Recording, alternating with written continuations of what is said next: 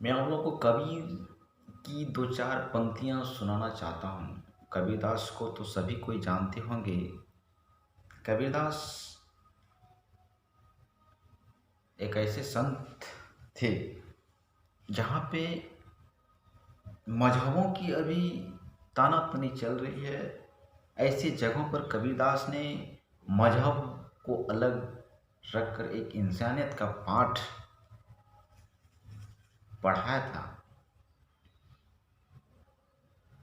कबीरदास दो तीन भाषा का मिश्रण में कविता गाते थे, जिसमें खड़ी बोली, अवधी और ब्रज भाषा का मिला जुला रूप होता था।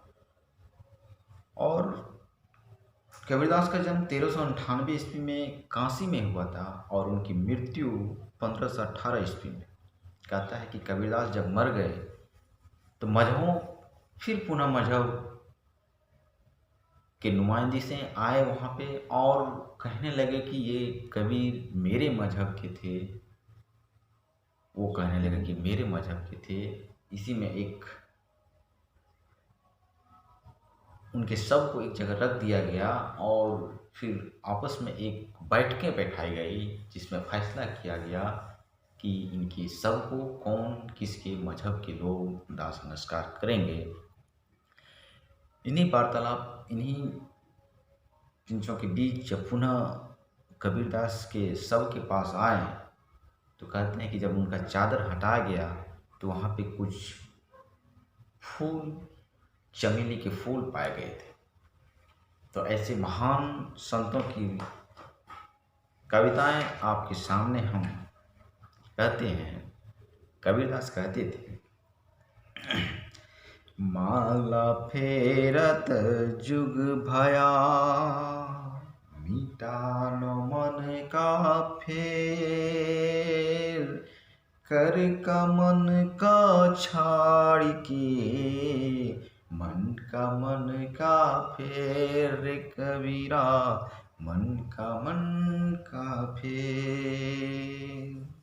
कबीरदास कहते हैं कि निंदक नियरे राखिए, आंगन कुटी छवाय,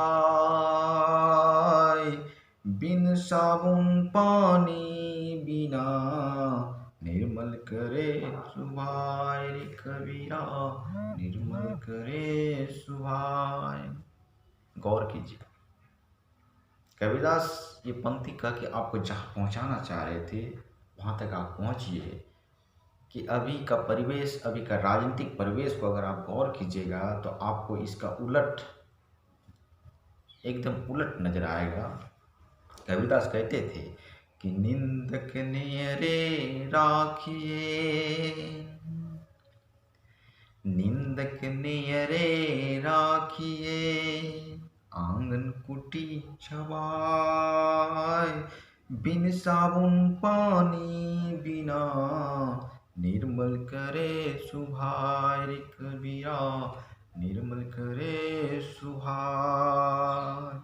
कहते हैं कि बिन पानी के साबुन भी बेकार होता है। अगर पानी नहीं है तो साबुन से कोई चीज़ साफ नहीं किया जा सकता है। उसी तरह कहते हैं कि अगर आपके पास आपका आलोचक नहीं रहेगा तो फिर आप सही काम, सही दिशा पे जा ही नहीं सकते हैं। आगे कहते हैं, तिनका कबहु न निंदिए, तिनका कबहु न निंदिए, पाँव तले जो होए, कबहु उड़ी आँखन परे, पीर घनेरी होए रे कबीरा, पीर घनेरी होए। कहता है छोटा सा तिनका, वो छोटा सा तिनका, उसका भी कभी अनादर नहीं करना चाहिए। उनको पाँव के तले दबा हुआ या दाब दीजिए या फिर उसको ऐसे बहिष्कृत नहीं कर दीजिए, क्योंकि वह तिनका अगर किसी बस संजोग से उड़ के अगर आपका आँखों में पड़ जाता है तो फिर आपका कहता है कि पीर घनेरी होई, यानी अंधेरा ही अंधेरा छा जाएगा। नमस्कार।